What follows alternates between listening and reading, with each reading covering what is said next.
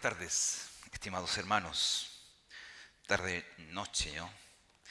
Y permítanme de inmediato poder tener un momento de oración junto con ustedes para que podamos buscar de esa forma la ayuda, la bendición del Señor. ¿Bien? Así que les invito a inclinar su rostro. Señor, en esta hora nosotros humildemente inclinamos nuestro rostro, reconociendo, Señor, que solamente usted es quien puede alimentarnos. Solamente usted, Señor, es quien puede hablarnos a nuestro corazón y puede ayudarnos para poder entender tu palabra leída. Yo te pido, Señor, que tú bendigas las palabras que voy a expresar. Bendice, Señor, a tus hijos que las van a recibir. Bendice tu palabra que va a ser exhortada.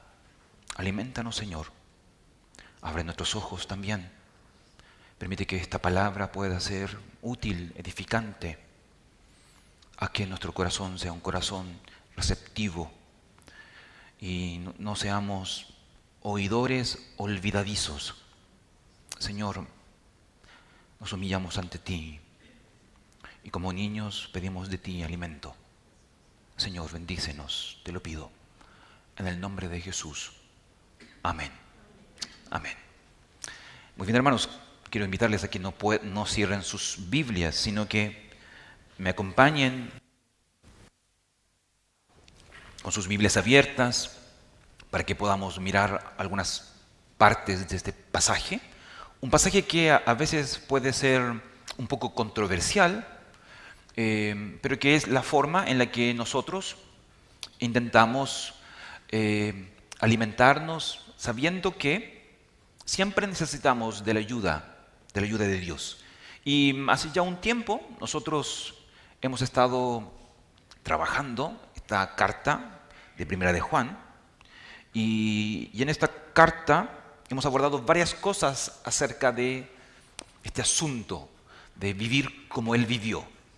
Ese es nuestro deseo, de poder vivir como Jesús vivió.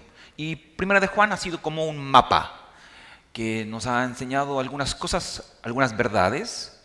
Y hoy queremos hablar un poco acerca de esa verdad, de vivir conforme a la verdad como sinónimo de vivir como Él vivió. Me imagino que ustedes entienden que la verdad para un creyente es muy importante.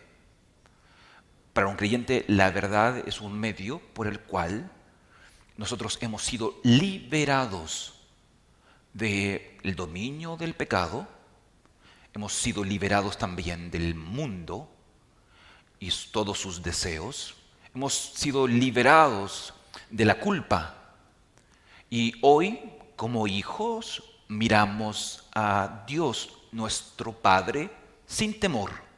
No porque seamos perfectos o seamos diferentes, es simplemente porque la verdad, esa verdad de que Cristo murió en una cruz por mí, no siendo merecedor, es la que me da confianza. Y esa verdad es una verdad que nos libera. Pero cuando tú y yo pensamos mucho en la verdad y también intentamos vivir conforme a dicha verdad, esa verdad también tiene otros efectos. La verdad a veces divide. La verdad también genera conflictos. La verdad produce aversión y miedo. Y esto es muy fácil de poder comprobar. Es cosa que tú hoy día llegues a tu casa y le digas a tu esposa o a tu esposo o a tu hijo o hija o a algún amigo, le digas, por favor, siéntate enfrente mío y hoy yo te voy a hablar con total franqueza. Solamente diciendo eso, tú observarás cómo el rostro de esa persona se inquieta. ¿Qué es eso que me va a decir con total franqueza? y me pongo nervioso, o tu receptor de una u otra forma se pone nervioso, aun cuando no has dicho nada aún.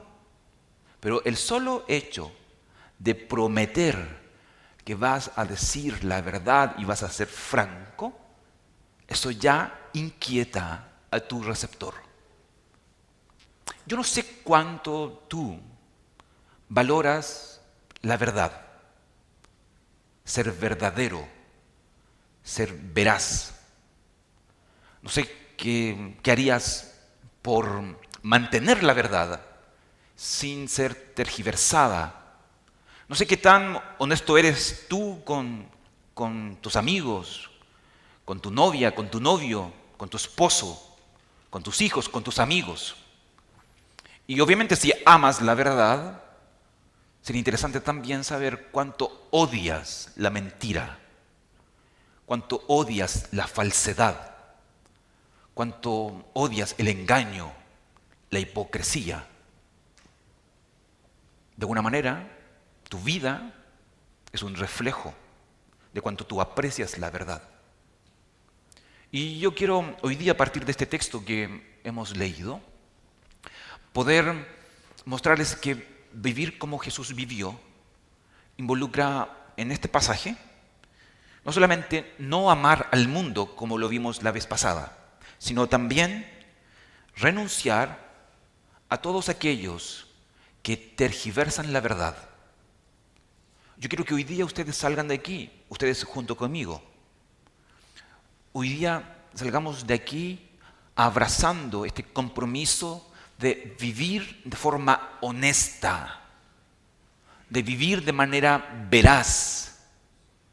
Y por otra parte, de ser personas que cuidan o que se cuidan del engaño y de la mentira. Tú y yo, si queremos vivir de manera veraz, no solamente debemos amar la verdad, tenemos que también aborrecer el engaño, partiendo por nosotros, partiendo por una vida de un solo sentido, no doble estándar, no diciendo algo aquí y cambiando la versión en otro lugar. Vivir conforme a la verdad y resistir el engaño es vivir como Jesús vivió. Es uno de los muchos aspectos de vivir como Jesús vivió. Y cuidarnos del engaño, evidentemente, es un desafío. Y quiero ilustrar esto a través de una historia. Alguien tocó la puerta. Toc, toc, toc, toc. La señora de la casa miró por la ventana y vio que eran dos agentes del Departamento de Salud Pública. Según ellos, venían a inspeccionar el agua potable. Por tanto, ella abrió la puerta. Los hombres entraron. Ellos sacaron un arma, la amarraron. Estaba sola y saquearon toda la casa. ¿Por qué la mujer abrió la puerta a estos malhechores? Porque ella, obviamente, creyó que el uniforme de estos hombres garantizaba que eran hombres, digámoslo así, de bien, eran agentes de salud pública. No obstante, lo que ustedes observan, y así como le diría este popular humorista mexicano, esos hombres se aprovecharon de la nobleza de esta mujer. Así como en la vida cotidiana, también en la vida espiritual, ustedes y yo debemos de alguna manera sospechar, usando nuevamente estos refranes del Chapulín Colorado, ¿no? Sospechar desde un principio de aquellas cosas que están ocurriendo a nuestro alrededor y que no tienen relación con la verdad de Dios. Entre más tú conozcas la verdad, entre más tú conozcas lo verdadero, más fácil será poder distinguirlo de lo falso. Y cuando tú puedas observar aquello, de la misma manera como el chapulín colorado, podrás tú exclamar triunfantemente: no contaron con mi astucia. Obviamente, ustedes y yo no necesitamos ser como el chapulín colorado, ni tampoco necesitamos al chapulín colorado para que nos defienda en nuestra espiritualidad. Pero sí me parece a mí que en ocasiones necesitamos un detector de mentiras para poder, de alguna manera, observar, detectar el engaño. Creo que a veces somos muy ingenuos y por esa razón, como dice la expresión popular, nos meten el dedo en la boca y luego sufrimos. A veces nos gusta engañarnos pensando en que ciertas relaciones van a resultar simplemente porque le pongo empeño, simplemente porque creo que Dios me puede ayudar, cuando la verdad estoy totalmente engañado y Dios es mi enemigo cuando yo no hago su voluntad. Conocer la verdad, vivir conforme a la verdad, es algo que nos debiera a nosotros preocupar. Y Juan, en este texto, nos hace mención de que tanto ustedes como yo hemos llegado a la hora final. Y hay un principio, más que una persona, más que muchas personas. Hay un principio, hay un pensamiento que está gobernando nuestra sociedad. Y ese pensamiento, según Juan, es este pensamiento anticristo. Aquel que se opone a Cristo, aquel que se opone a toda la verdad. Entonces, ¿qué vamos a hacer con este pasaje hoy día? Lo que vamos a hacer con este pasaje es observarlo por un momento. Vamos a formular algunas preguntas de este texto que en un primer plano necesitamos enfrentar. Y luego trataremos de sacar algunas aplicaciones prácticas. Por eso, te invito, por favor, a que abras tu Biblia y vayas conmigo. ¿Bien? Así que hay algunas cosas dentro de este texto que es importante resaltar y formularlas quizás como una pregunta, buscar una respuesta y luego, entendiendo algunas cosas de este pasaje, describiremos o llevaremos a cabo algunas resoluciones, aplicaciones y enseñanzas. ¿Bien? Si tú te diste cuenta en la lectura, hay un concepto interesante aquí, el cual Juan aborda allí en el verso 18. Ha llegado la hora final. ¿Qué es eso? ¿Qué es eso de la hora final? Según este verso 18, que tú puedes observar hasta el verso 21. Hay dos formas en que las personas en el tiempo han entendido este concepto, la hora final. Hay dos maneras de entenderlo, digámoslo así. Obviamente una está errada y otra es aquella que nosotros consideramos que es la más acertada.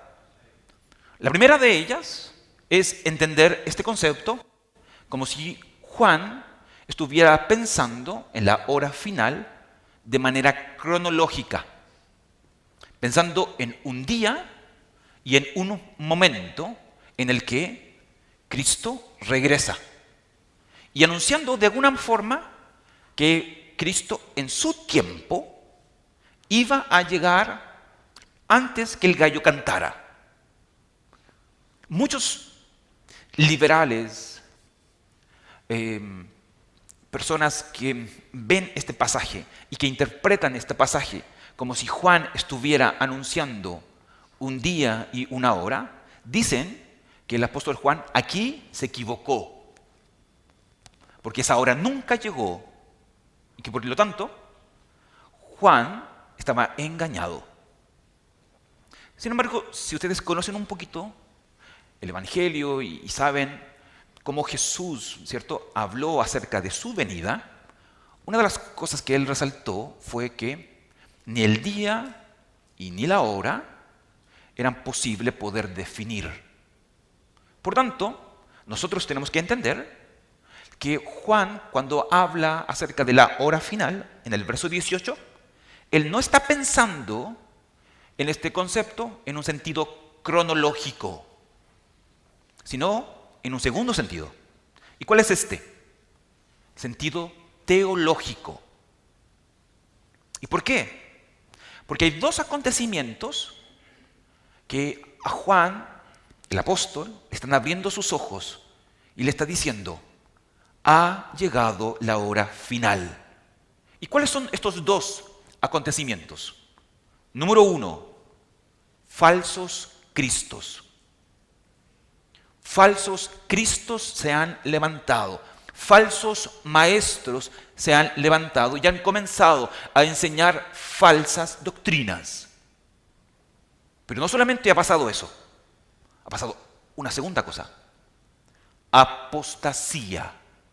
Este concepto de apostasía tiene relación con personas abandonando las iglesias, dándole la espalda a la fe y alejándose de Dios. Juan ve estos dos acontecimientos y él dice: la hora final ha llegado. Más todavía, si a esto se le suma un pensamiento de Jesús que se encuentra allí en Marcos capítulo 13, verso 22, un discurso profético de Jesús, donde él relacionaba los últimos días de la siguiente forma. Él decía que en los últimos días una gran tribulación enfrentaría a la iglesia, donde se levantarían falsos cristos y estos falsos maestros, si les fuera posible, engañarían aún a los escogidos. Entonces, cuando miramos este concepto de la hora final en este pasaje, nosotros no deberíamos entenderlo en un sentido cronológico, sino en un sentido teológico, lo cual es muy aplicable a nosotros hoy. Entonces, eso es lo primero. Esa es la primera pregunta que vamos a abordar y responder. Una segunda pregunta que quizás sería interesante también tratar dentro del texto es aquello que ustedes observan en el verso 19. Miren ustedes versículo 19. En el versículo 19 ustedes encuentran personas saliendo de la iglesia. Juan está diciendo de que hay personas que estaban con ellos, ahora ya no están con ellos, y aun cuando por algún tiempo ellos al parecer participaron de la iglesia, con su salida han mostrado que nunca fueron de la iglesia. ¿Quiénes son estas personas? Este es un texto que en muchas ocasiones se usa para aludir a un montón de personas. Algunos se sienten ofendidos cuando se cita este texto porque has comenzado a faltar un par de ocasiones a la iglesia y así por delante. Este texto se ha malinterpretado de muchas formas, pero si ustedes miran el contexto del pasaje que estamos leyendo, versículo 17, ¿no?, hasta el versículo 27, el contexto de este pasaje es que estas personas que están saliendo de la iglesia son aquellos que en el versículo 18 Juan está llamando como los anticristos, donde no solamente existe un anticristo, según Juan hay muchos anticristos que se levantan y que luego en el capítulo 4, si tú miras ahí, está al ladito, versículo 1, estos anticristos también son llamados en el texto como falsos profetas. Juan mira esta salida de muchas personas de la iglesia y él observa cómo las palabras de Jesús se están cumpliendo. Cómo hombres que parecían ser creyentes han dejado de ser creyentes. Que parecían tener una fe fuerte y firme, no eran lo que las personas pensaban. Y lo único que ellos han mostrado a través de esta acción es su carácter. Al salir, ellos han demostrado sencillamente de que no eran de los nuestros, dice Juan. Es potente eso. Estaban con nosotros, mas no eran de los nuestros. Por tanto, este proceso es un proceso, digámoslo así, de desenmascaramiento, de sacarse las máscaras, y donde lo oculto, lo falso, se revela.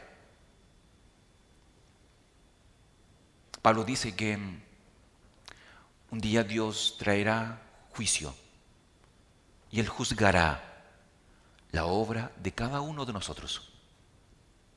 Nuestras obras, algunas serán de paja, otras de piedras preciosas, pero es el fuego el que definirá dicha obra. Pero hay que ser cuidadosos al momento de juzgar, porque también Pablo nos dice a nosotros de que cuando Cristo venga, y solamente Él manifestará las intenciones de nuestro corazón. Por lo tanto, Pablo dice, no te apresures al juzgar lo que aparentemente pareciera ser, porque solamente Él es quien juzgará los corazones. Pero sí hay algo de lo cual ustedes y yo debemos cuidarnos. Y es una enseñanza de Jesús. Jesús les decía a sus discípulos, cuídense de la levadura de los fariseos. Esa levadura no solamente tiene relación con la enseñanza, sino con un comportarse de forma hipócrita. Un hipócrita es una persona que hace teatro, que hace show, que tú lo ves y tú dices, wow, qué espiritual, qué familia más bacán, qué Biblia, qué barba, no sé. Es muy, muy celoso de Dios, pero es pura paja molida, como se dice aquí en Chile. Entonces, noten ustedes que Juan está observando personas que están saliendo y pareciera que esa es la intención del verso 19. Pero también hay otra cosa que es interesante levantar en este texto, como pregunta para resolver, y es esta idea de este pensamiento más que persona, este pensamiento anticristo.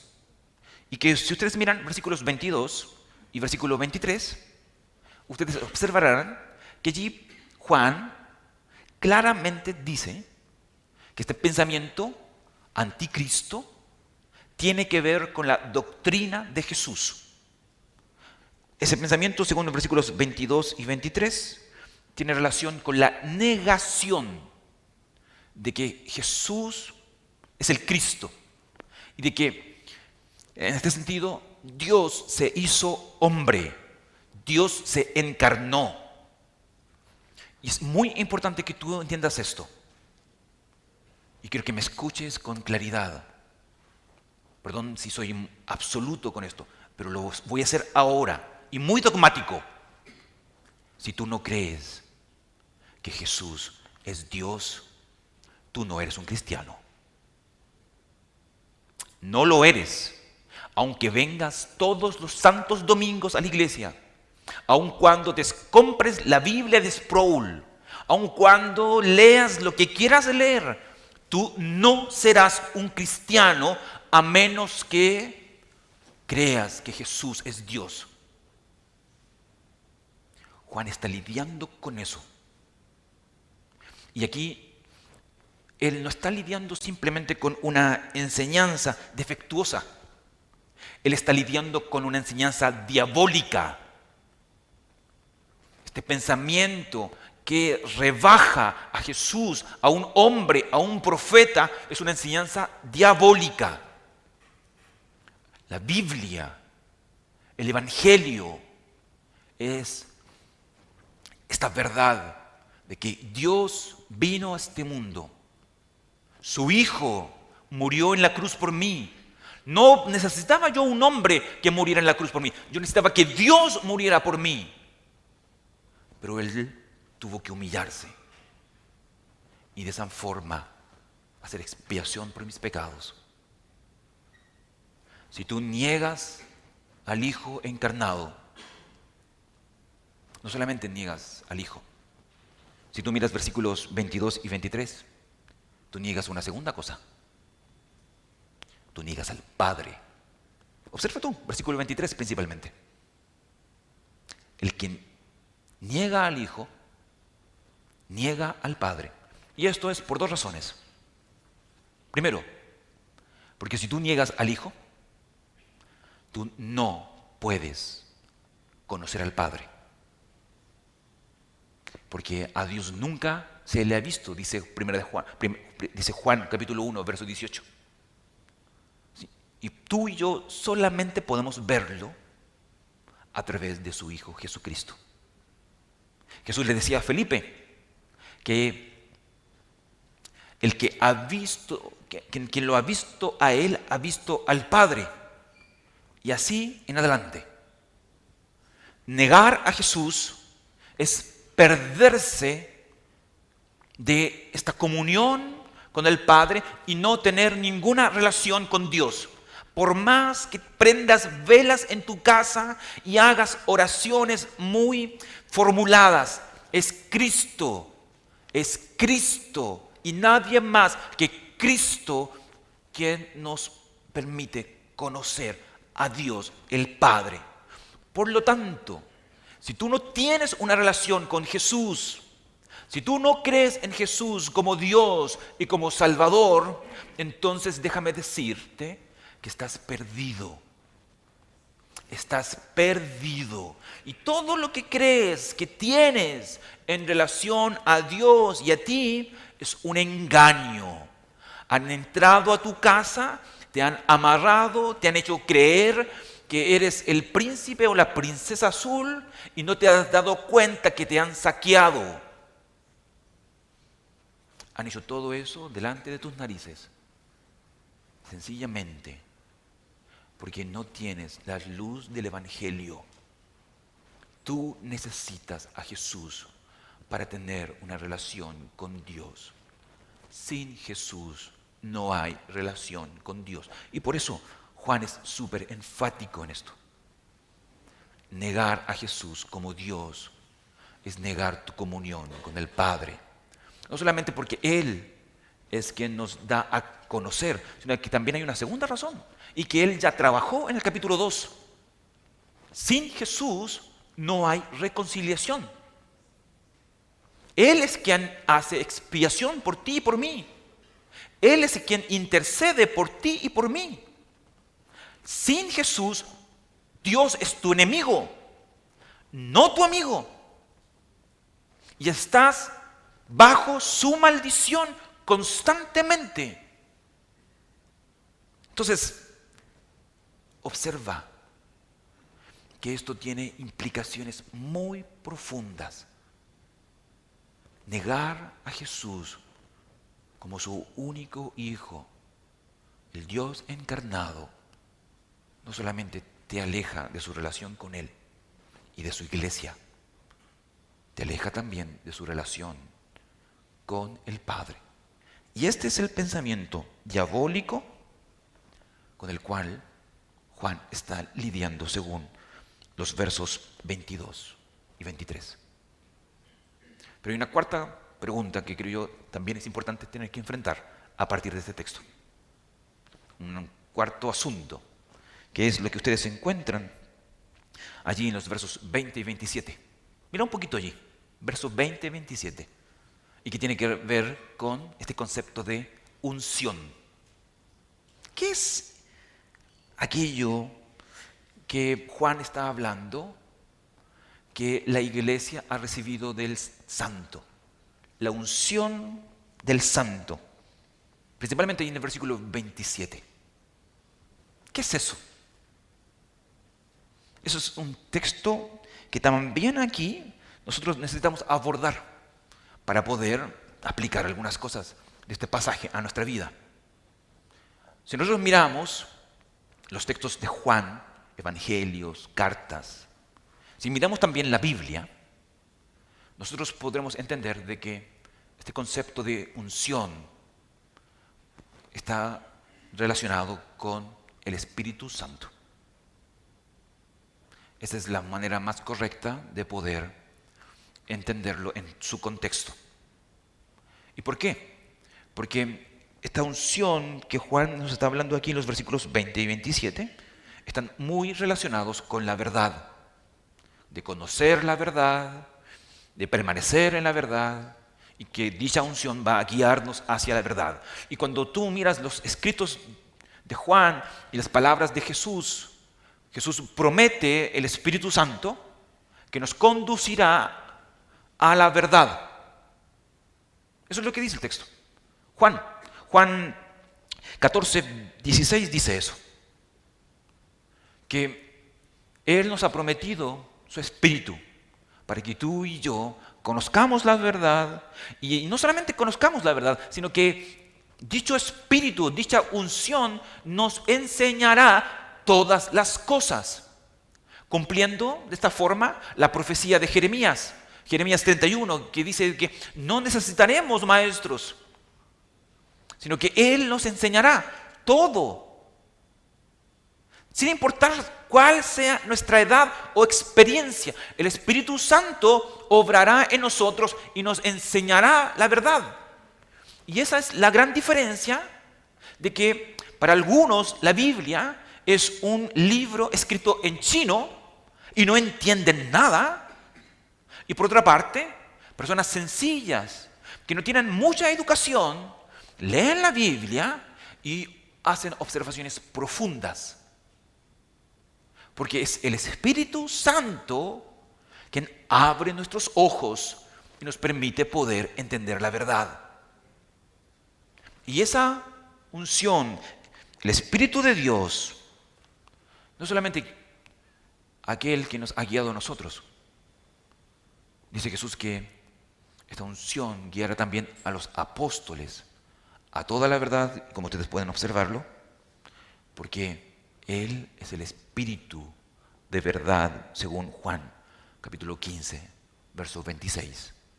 Y que tú, según este texto de 1 de Juan, capítulo 2, versículo 27, tú y yo deberíamos aprender a permanecer en Él.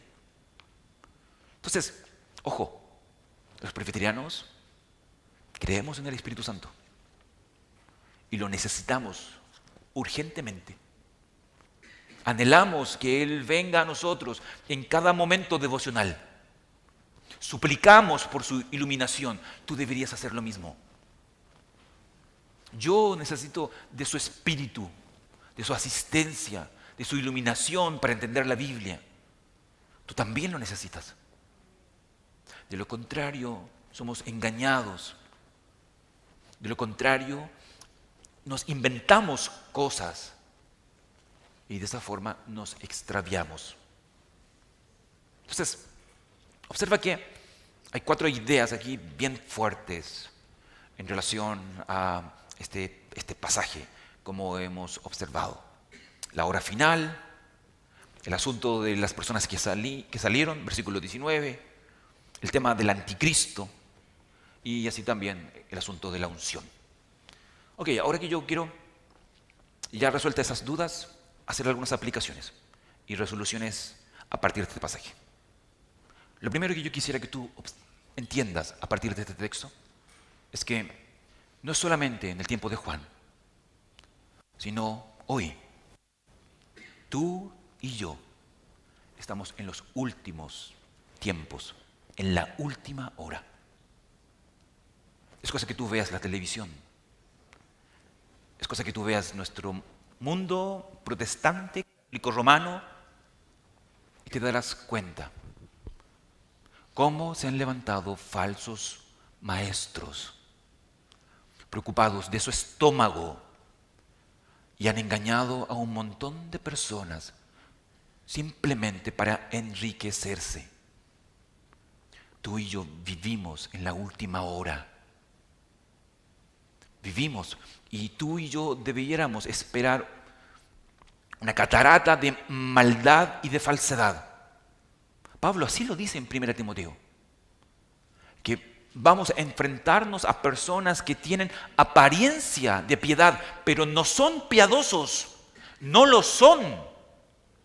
Y tú tienes que abrir tus ojos. Y la primera forma de hacerlo es entender en el tiempo en el que estás. Vivimos en la última hora, no solamente a causa de estos falsos maestros, sino también a causa de muchas personas que han dejado las iglesias. Hoy hay muchas personas que ya no se congregan. Piensa en personas que antes estaban entre nosotros y que hoy ya no están en ningún lugar. No es que se hayan cambiado a otra iglesia, sino que han dejado la fe. Se han divorciado, ya no leen su Biblia. Parecía que eran creyentes, pero al observar sus actos, ellos están manifestando algo diferente. Estamos en la última hora, dice Juan. Y no es solamente para su tiempo, sino también para nuestro tiempo. Y yo quiero que tú lo entiendas, porque eso te llevará a ti a poner urgencia en tu espiritualidad. El tiempo está pasando y en qué cosas estás preocupándote, en qué cosas estás dedicándote. ¿Cuál es tu prioridad? Si el tiempo ya es lo último que nos está quedando. Estamos esperando a Jesús. ¿Cómo quieres que Jesús te encuentre?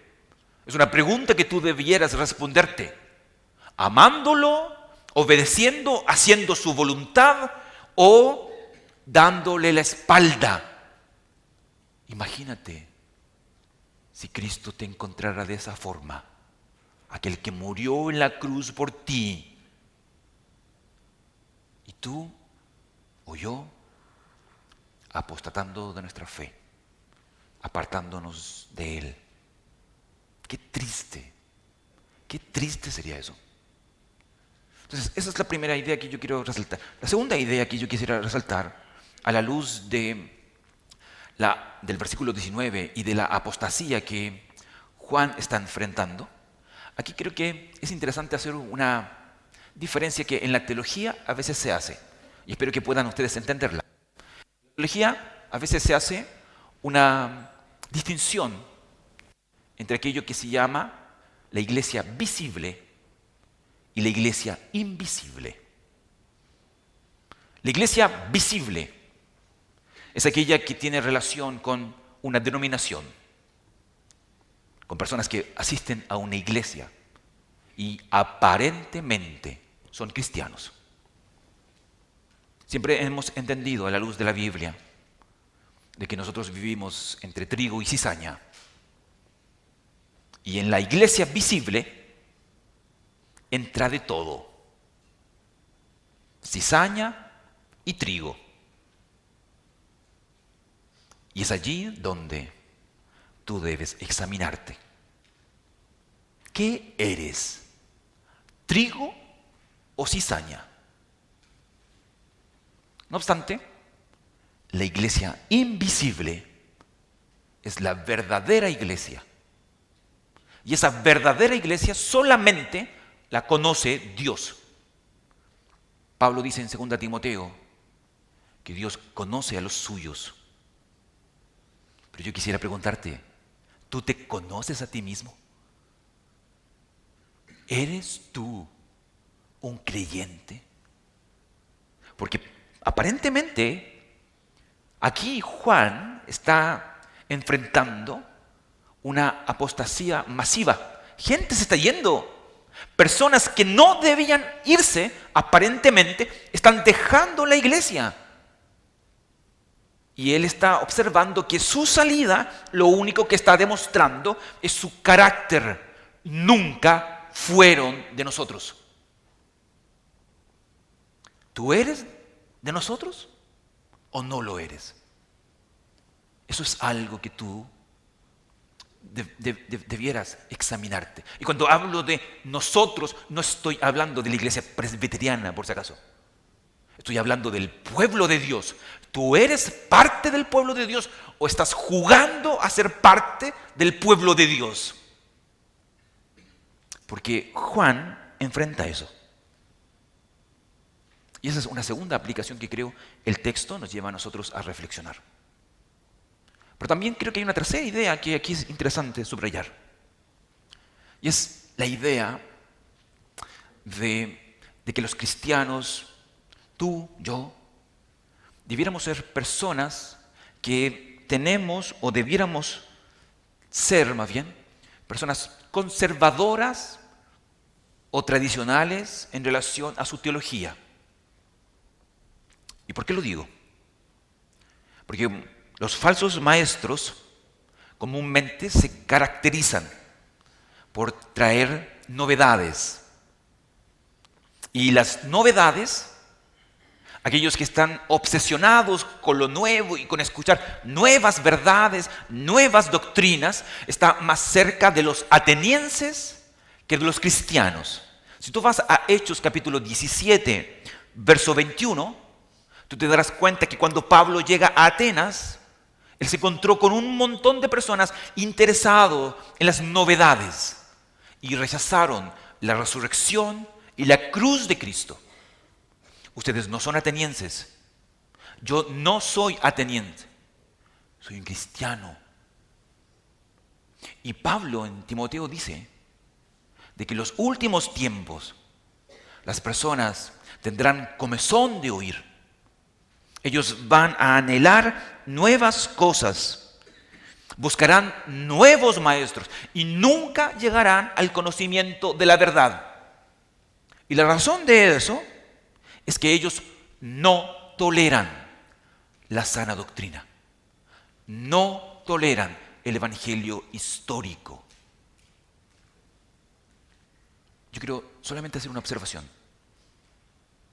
Usted y yo no somos libres pensadores. Así que ponga límites a su imaginación, límites a su razonamiento. Usted es un pensador, yo soy un pensador bíblico, no un libre pensador. El libre pensador no tiene límites y se extravía cuando deja la escritura de lado. Usted no es un libre pensador. Usted debiera ser un pensador bíblico. Y por esa razón es que usted debiera leer escritura y vivir escritura. Porque cuando pasa eso, nos extraviamos. Pero también hay un asunto aquí que no puedo dejar pasar y que tiene que ver con esta idea de este pensamiento anticristo que confiesa o que niega a Cristo en carne como hombre.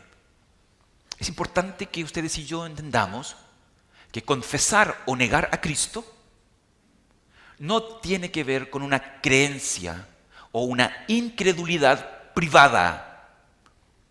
No se entiende dichos actos en la Biblia de esa forma. Confesar, creer en Cristo o ser incrédulo a Cristo siempre es un asunto público. Así lo entendió Jesús. El que no reconoce a Cristo ante los hombres, él no lo reconocerá ante su Padre. El creer, así como también el comportarse de forma incrédula, siempre es público. Siempre lo oculto se manifestará a la luz.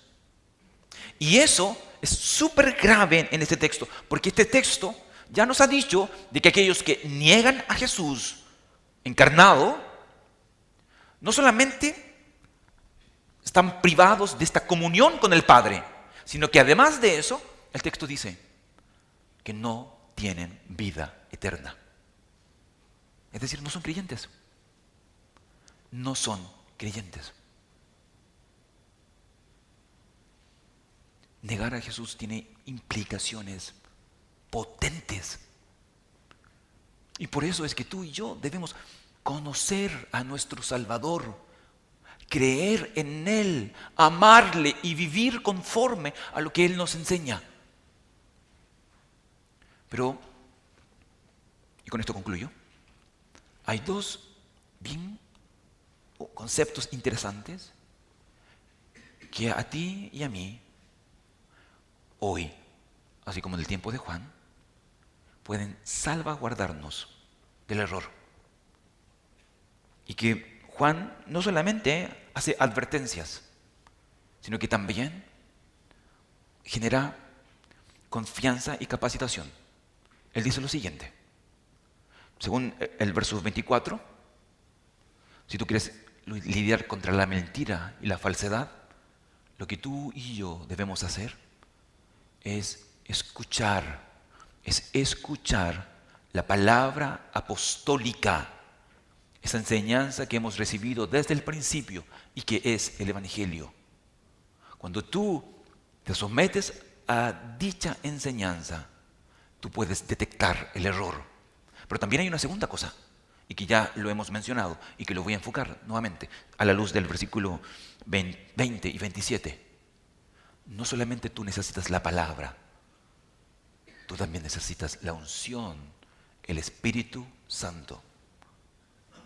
Hoy día hay muchas personas que de alguna manera honran la palabra y desprecian al Espíritu Santo, el cual interpreta la palabra. Es un error. Es un error. No importa si te confunden con pentecostales, pero tú debes valorar y suplicar por la ayuda, el auxilio del Espíritu Santo.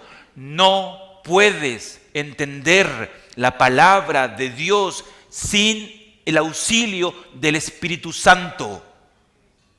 Tú y yo necesitamos del Espíritu Santo y su iluminación para entender las Escrituras. No importa si sabes griego, hebreo, latín, sin el auxilio del Espíritu Santo no hay conocimiento verdadero. Pero por otra parte, hay personas que honran al Espíritu Santo y desprecian la palabra. Y ese es un segundo error gravísimo, porque el Espíritu Santo interpreta la palabra y te habla a través de dicha palabra. Tú no puedes vivir sin la palabra. Deja de engañarte. La música cristiana no reemplaza la palabra. La oración no reemplaza la palabra. ¿Necesitas cantar? Sí, canta. ¿Necesitas orar? Sí, ora. Pero también necesitas la palabra. Necesitas leer el Evangelio. Necesitas que el Evangelio y el Espíritu Santo estén dentro de ti para que puedas de esa forma no solamente dejar de amar al mundo, sino que también renunciar a todos aquellos que tergiversan la verdad. Esa verdad que es Cristo, esa verdad que te libera, esa verdad que te salva. Entonces, mi invitación para ti en el día de hoy es: vive como Jesús vivió. Y vivir como Jesús vivió es apreciando su palabra, el Evangelio, la verdad. Escuchando a Dios, dependiendo del Espíritu y viviendo conforme a su voluntad.